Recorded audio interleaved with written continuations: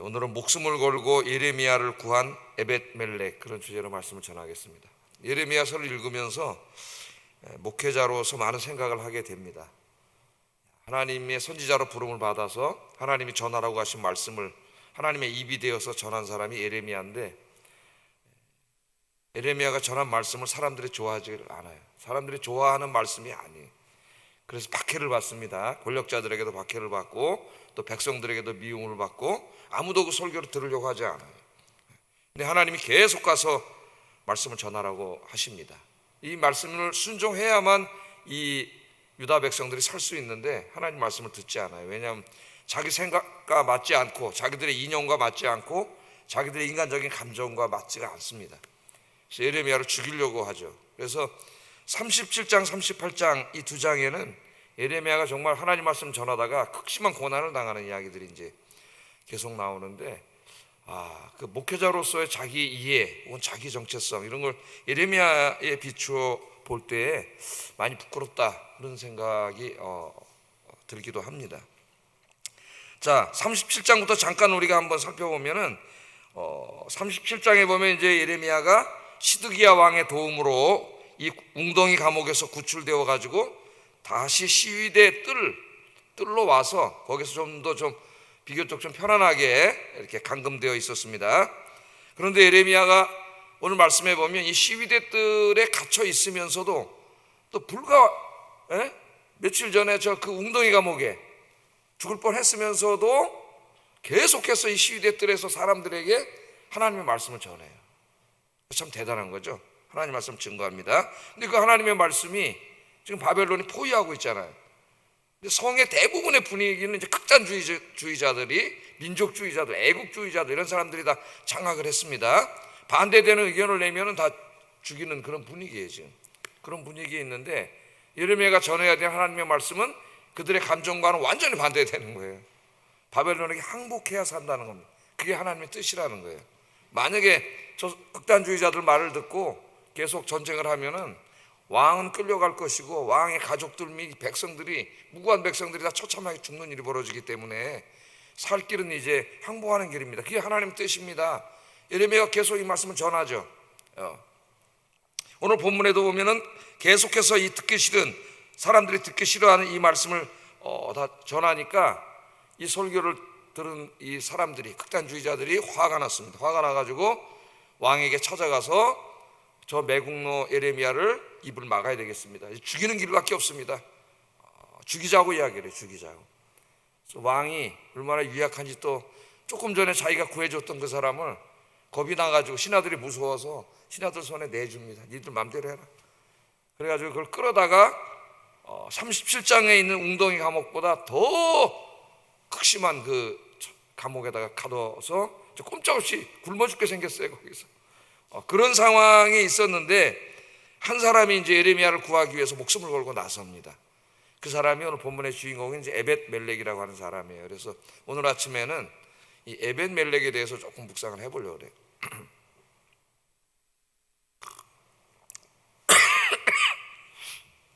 자, 그럼 본문을 한번 좀 보겠습니다. 자세히 좀 묵상을 해보겠습니다.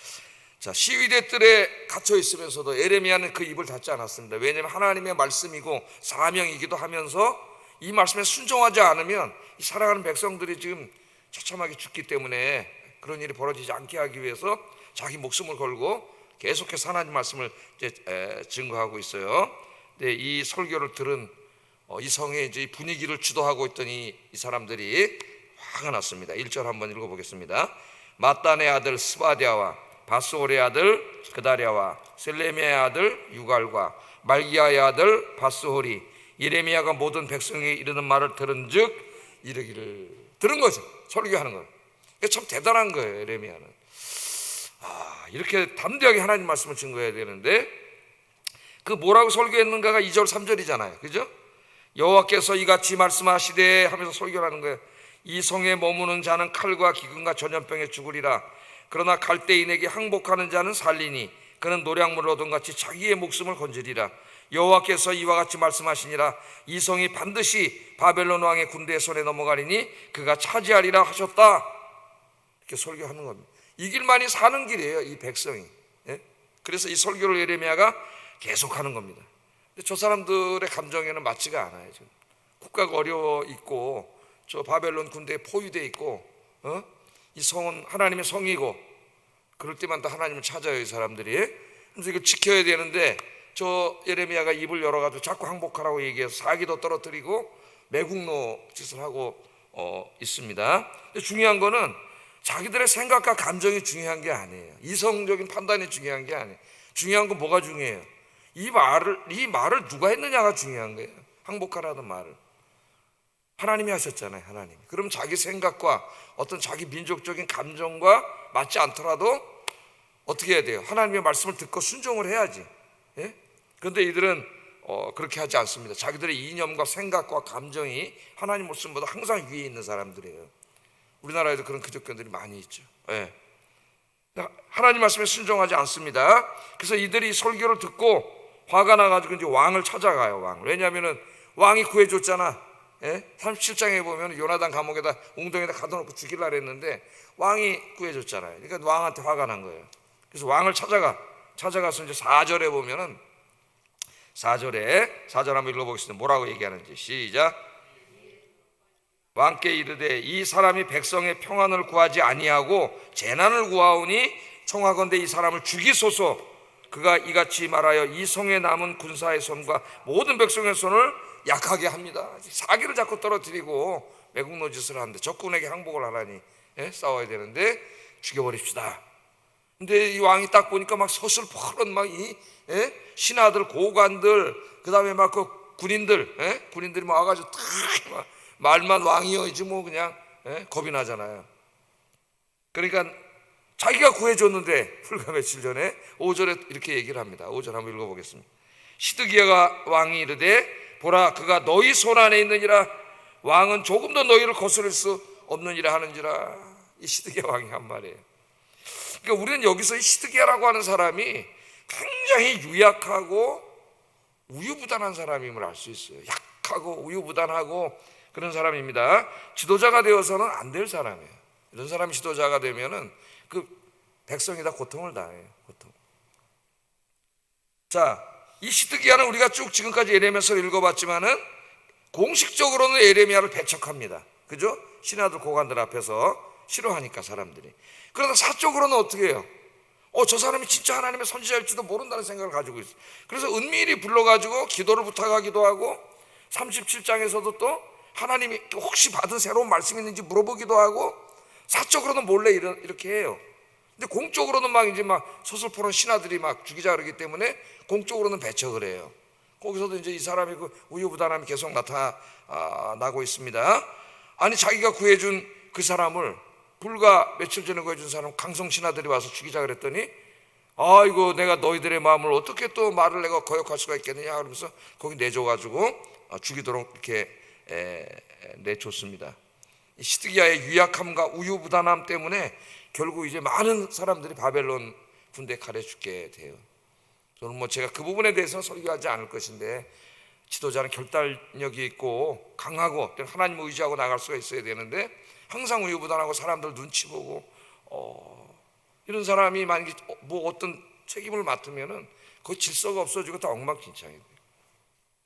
자, 어쨌든 이 강성 민족주의자들이 예레미야를 받아가지고 이제 저번보다 더 혹독한 감옥에 다 가뒀어.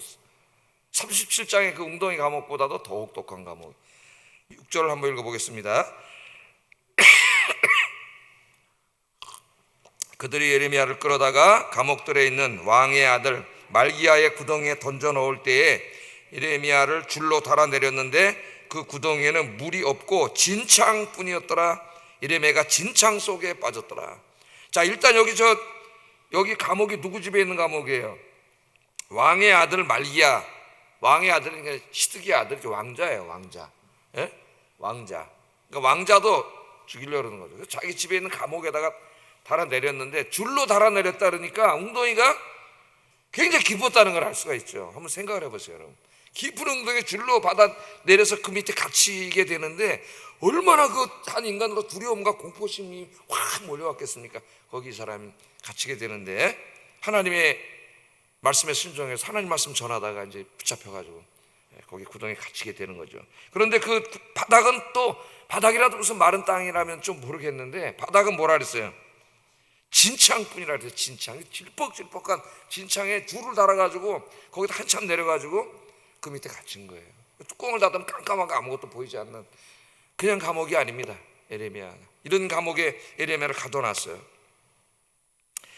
이 당시의 유다는 어쩌면 유다 역사에서 행복한 시대인지도 몰라요. 왜냐하면 선지자들 중에서도 가장 위대한 선지자 중에 한 사람인 예레미야라는 위대한 선지자를 가진 나라였습니다. 그런데 결국은 망했어요. 이상하잖아요. 예레미야 같은 위대한 선지자가 이 당시에 이 나라에 있었고 그 선지자가 계속해서 목숨을 걸고 하나님의 말씀을 전했으면은 그 나라가 살아나야 되는데 그들은 예레미야 같은 위대한 선지자를 가지고 있었음에도 불구하고 결국 그 나라가 망했어요. 왜 망했습니까, 여러분? 예레미야가 전한 하나님의 말씀을 듣지 않았기 때문이에요. 하나님께서 아무리 훌륭한 선지자를 보내주시면 뭐 하겠습니까? 그들이 그 말씀을 듣지 않으면 아무 소용이 없는 거예요. 그래서 참 유다 역사에서 그렇게 위대한 선지자가 있던 시대에 이 나라가 망했다는 참 아이러니가 여기에 있습니다.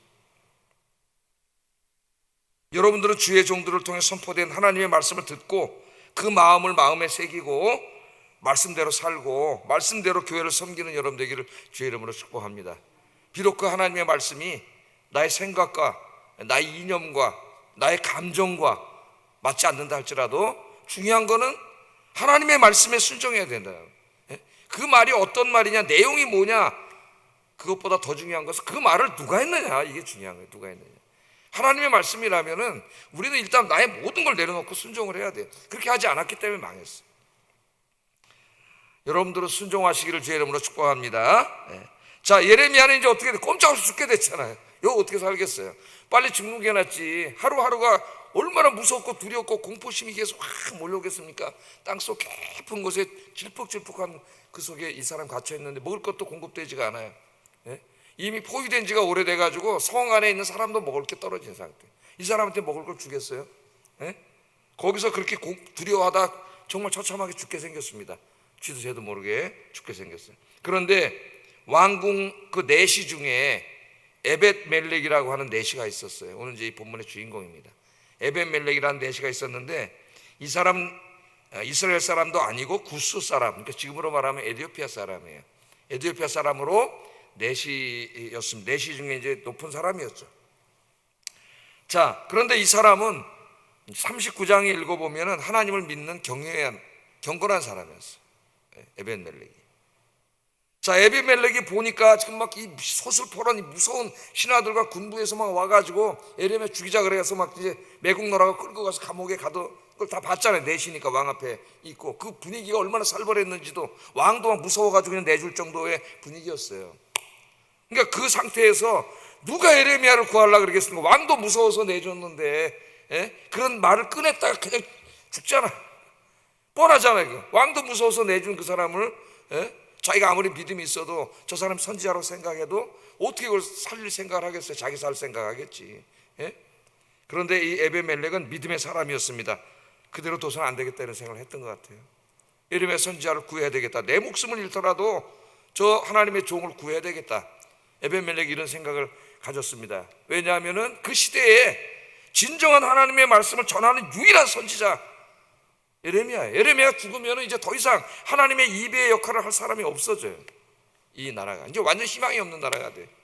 그래서 자기 목숨을 걸고 구하기로 결정을 합니다. 그래서 왕이 어느 날 베냐민 문에 앉아 있을 때 은밀하게 왕을 찾아가는 거죠. 다른 사람이 보면 안 되니까 찾아가서 7절 9절에 이렇게 얘기를 합니다. 우리 한번 읽어보겠습니다. 시작.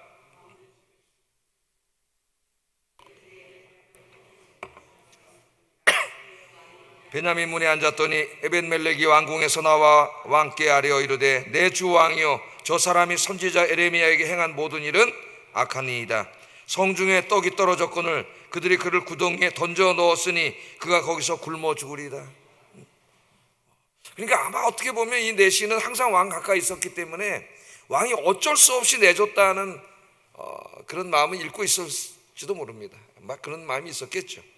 그래서 혼자 있을 때 아무도 없을 때 누구라도 하나 들으면 저쪽에다 정보를 주면 이제 다 죽고, 뭐 왕도 어떻게 될지 모르는 상황인데 찾아가서 이제 굶어 죽습니다. 살려줘야 됩니다. 이 얘기를 하니까 아마 마음에 걸리고 있었는지 예레미야를 내주고 시드기야가 즉시로 그 마음이 변해요. 또 변해서 10절에 이런 명령을 내립니다. 왕이 구스 사람 에벤멜렉에게 명령하여 이르되 너는 여기서 30명을 데리고 가서 선지자 예레미야가 죽기 전에 그를 구덩이에서 끌어내라, 이런 명령을 내리는 거예요. 그러니까 아마 또 그 순간에 예레미야를 살려주시려고 하나님이 에벤멜렉의 마음도 동하게 하셨지만은 시드기야의 마음도 하나님이 움직이셨어요. 그대로 내비두면 죽지 않습니까, 여러분? 예? 죽으면 이제 거기는 뭐 절망이에요. 왜? 예레미야가 죽어서 절망이 아니라 하나님의 입이 없어요. 하나님의 말씀을 전할 사람이 없어지는 거예요. 자, 에벤멜렉은 즉시로 30명을 데리고 예레미야가 갇힌 구덩이에 가서 예레미야를 구출을 하는데 11절 12절에 그 내용이 있어요. 에벤멜렉이 사람들을 데리고 왕국 곳간 밑 방에 들어가서 거기에서 헝겊과 낡은 옷을 가져다가 헝겊하고 낡은 옷들, 그것들은 밧줄로 만들려고 한 거죠.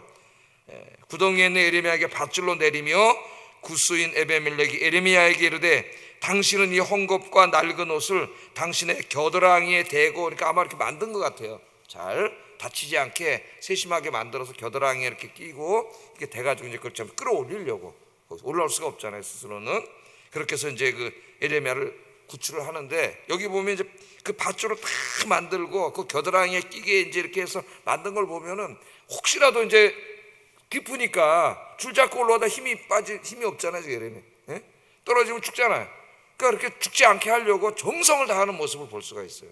그러니까 손으로 잡으면 힘이 없으니까 겨드랑이 다 끼게 한 거죠. 이렇게 끼게 해가지고 그 광경을 한번 여러분 생각해 보세요. 며칠 만에 문을 열어서 깜깜한 곳에, 예? 힘도 하나도 없고 밥도 굶고 있고 진창에 빠져서 이제 다 불어 터져 죽게 생긴 그 사람을 거기서 이제 정성을 다해서 끌어올려가지고 예레미야를 구했습니다.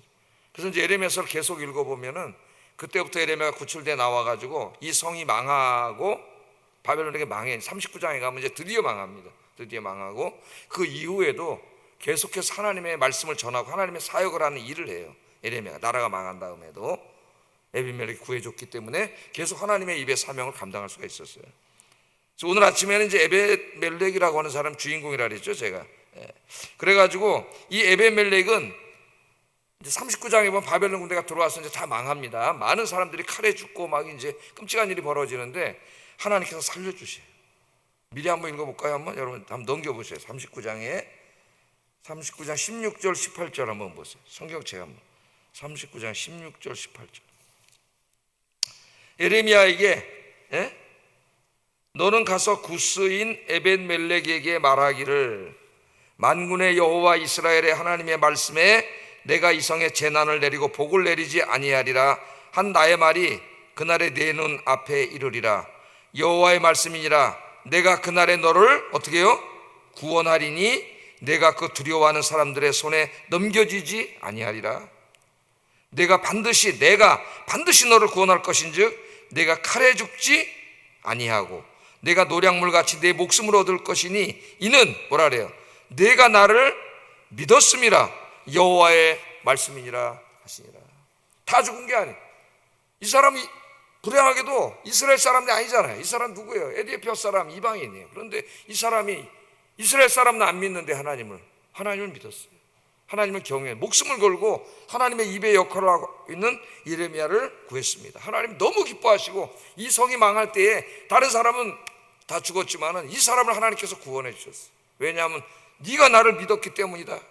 내 말을 믿었기 때문이다. 하나님 그렇게 기뻐하십니다. 그를 살려주기 위해서 예레미야에게 특별히 말씀을 내리셔가지고 그 말을 전해주라고 그 사람에게까지 하나님이 하신 걸로 보면은 하나님이 이때 이 에벤멜렉의 행동을 얼마나 기뻐하셨는가. 예레미야 목숨을 걸고 구해준 거 아닙니까, 여러분? 저 애국주의자들한테 들키면 자기도 죽어요. 자기도 그 구덩이에 같이 빠질 거예요 아마. 이 하나님의 종을 구해줬죠. 우리 성경에 보면은 하나님께 부름을 받아서 선지자 역할을 하는 많은 종들이 나옵니다. 근데 이들을 귀하게 여기고 그들을 도왔던 분들이 있습니다. 또 목숨이 위태롭게 될 때는 구해주었던 분들이 여러 명 나와요, 성경에. 자, 여러분 한번 생각해 보세요. 열왕기상 18장에 보면은 오바댜라는 사람입니다. 오바댜. 예? 오바댜는 그때는 어때요? 북이스라엘이 망하기 전이고 북이스라엘의 아합이라는 사악한 왕과 이세벨이 다스릴 때입니다. 그 이세벨이 시돈의 공주잖아요. 시돈의 공주를 데려다가 결혼을 했는데 그 시돈은 바알의 온상이에요. 바알의 온상. 바알 신앙. 그 여자가 오면서 바알과 아세라 다 오고 이방 선지자들 다 데려왔어요. 그 다음에 한 일이 뭐냐면은 하나님의 선지자들 다 죽였습니다. 엄청나게 많은 선지자들이 죽었어요. 아방 때. 그때 이 오바댜는 한 장관급 되는 높은 사람이었는데 이걸 하나님을 경외하는 사람이었습니다. 근데 목숨을 걸고 이걸 안타깝게 여기고 열왕기상 18장에 보면은 선지자 100명을 몰래 빼돌려요. 빼돌려가지고 저 산속의 굴에다가 숨겨놓고 살려주면서 100명이잖아요 여러분. 먹고 살아야 되는데 100명의 음식을 날릅니다. 그럼 눈에 띄기가 쉽죠. 한두 명도 아니고. 근데 목숨을 걸고 그 일을 해요. 100명의 목숨을 살려줘요. 선지자 100명. 그럼 완전히 정말 자기 목숨을 건 거고 그 일을 할 때마다 자기는 간을 졸여야 되는 일이에요. 그 오바댜가 나옵니다.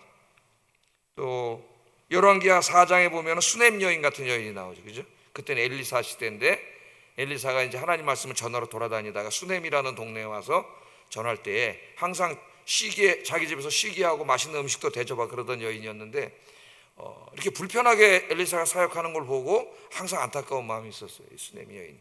그래서 어느 날 남편과 상의해가지고 그 엘리사를 위해서 어떻게 집을 짓죠. 집을 짓고 침대를 사서 들여놓고 책상과 전등과 그 수넴에 와서 하나님 말씀을 전하고 할 때 불편함이 없도록 모든 것을 지원해 주는 내용이 나와요.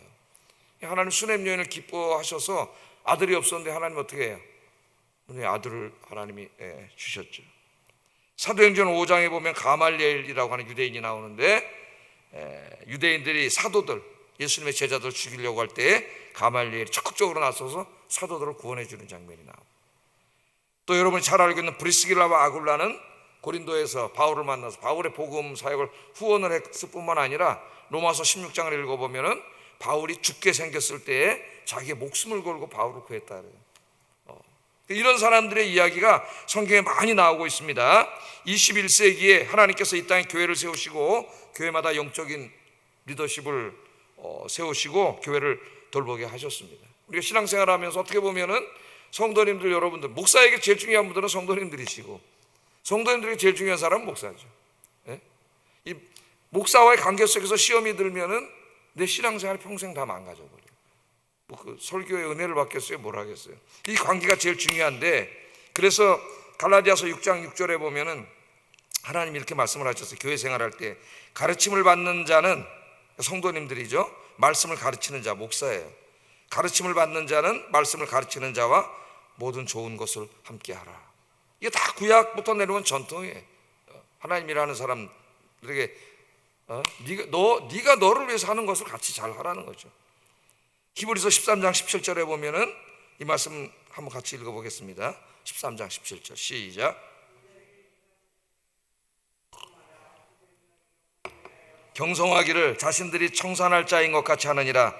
그들로 하여금 즐거움으로 이것을 하게 하고 근심으로 하게 하지 말라. 그렇지 않으면 너희에게 유익이 없느니라. 목회자들을 잘 도와서 목회자들이 주의 일을 하는데 자꾸 이게 걱정거리 근심거리가 되고 그 에너지를 다 주의 일에 쏟아야 되는데 자꾸 힘들게 해가지고 이 모든 에너지를 거기다 뺏기게 하는 이런 일을 하지 말고 주의 종의 기쁨으로 이 목양 사역을 할 수 있도록 함께 도우라는 거예요. 함께 협력하고 돕고 순종하고 그 순종이 목회자 개인의 어떤 인간적인 말에 순종하라는 말이 아닙니다.